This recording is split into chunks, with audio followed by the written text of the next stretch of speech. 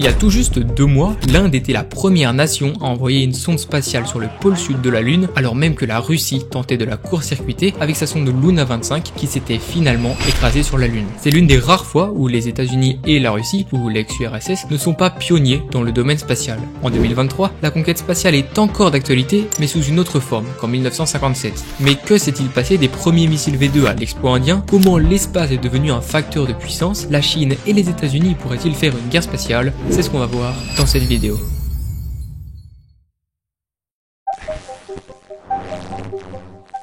Déjà, l'espace, c'est ce qui nous sépare des astres et qui sépare les astres entre eux. La limite entre l'atmosphère et l'espace est définie par la ligne Kármán qui est située à 100 km au-dessus du niveau de la mer. En 1944, le missile V2 allemand est le premier objet artificiel à dépasser la ligne Kármán. Il a notamment été confectionné par Wernher von Braun, dont on reparlera plus tard. Mais les premiers signes de la conquête spatiale apparaissent un peu plus tard, en 1953, en URSS, qui développe ses missiles R7 qui seront les premiers missiles balistiques au monde.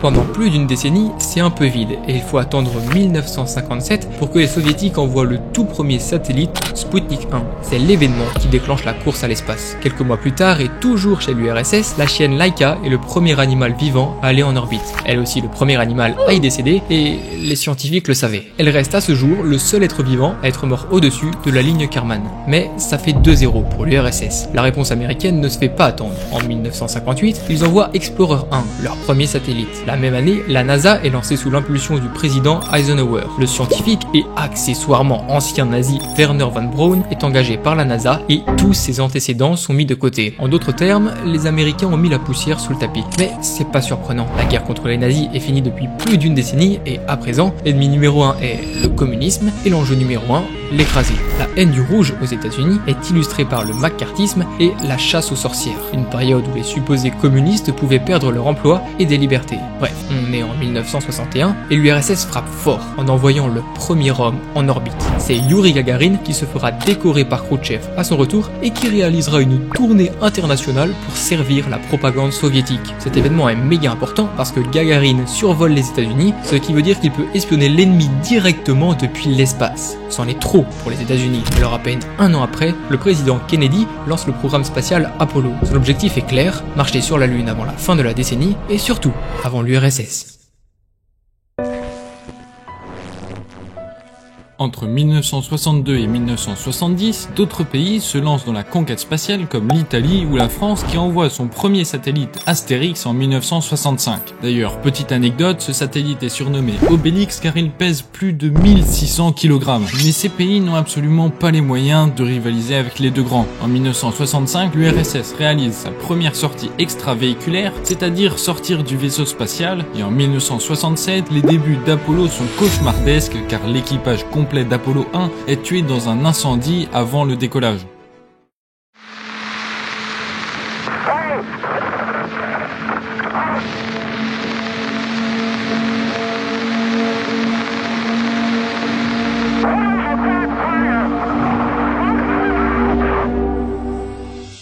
La même année est signé le traité le plus important jusqu'à aujourd'hui, le traité de l'espace qui interdit de mettre des armes dans l'espace et en plus d'autres choses qu'on ne va pas détailler. En gros, l'espace est un bien commun de l'humanité où tout affrontement ou essai militaire est totalement interdit. En 1969, c'est l'image de la conquête de l'espace qu'on connaît tous, les premiers pas sur la Lune. Neil Armstrong et Buzz Aldrin, les astronautes de la mission Apollo 11, deviennent les premiers hommes à poser le pied sur la Lune.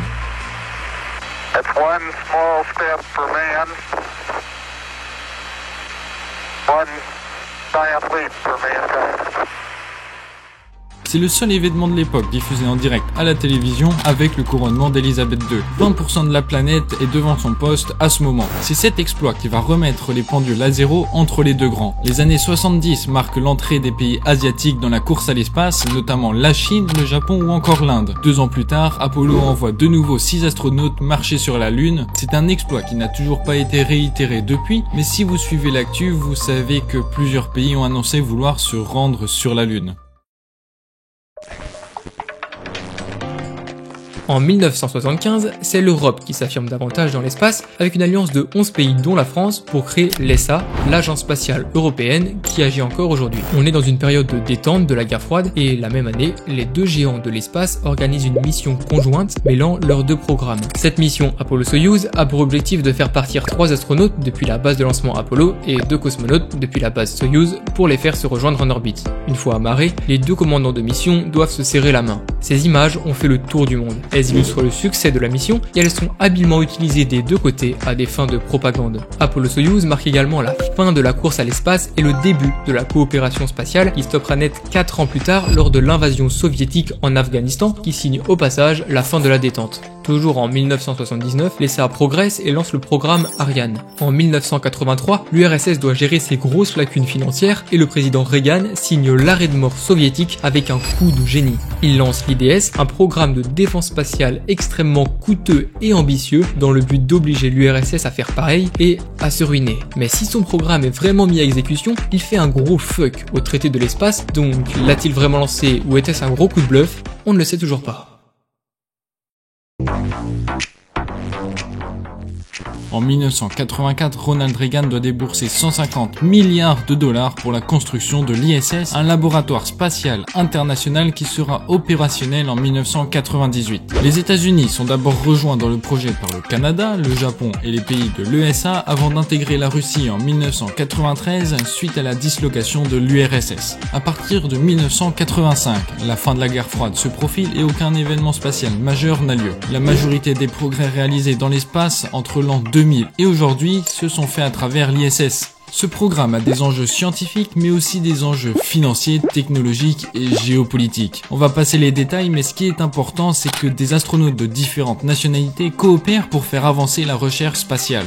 Alors comme ça peut paraître cool mais il y a aussi des limites. Déjà, on garde une structure de guerre froide dans les effectifs. Ensuite, le bilan scientifique n'est pas ouf et la collaboration n'est que sélective. C'est le cas de la Chine qui s'est vu refuser sa place à l'ISS par l'amendement Wolf en 2011. Du coup, elle a pris le seum et la même année, elle a mis en orbite sa propre station spatiale, Tiangong, qui est opérationnelle depuis 2022. La Russie, elle, quitte l'ISS à partir de 2024, en partie à cause des tensions en Ukraine et évidemment, elle veut aussi avoir sa propre station spatiale. Quant à l'ISS, son sort est scellé car elle sera désorbitée en 2031 à cause de sa vétusté puis elle sera remplacée.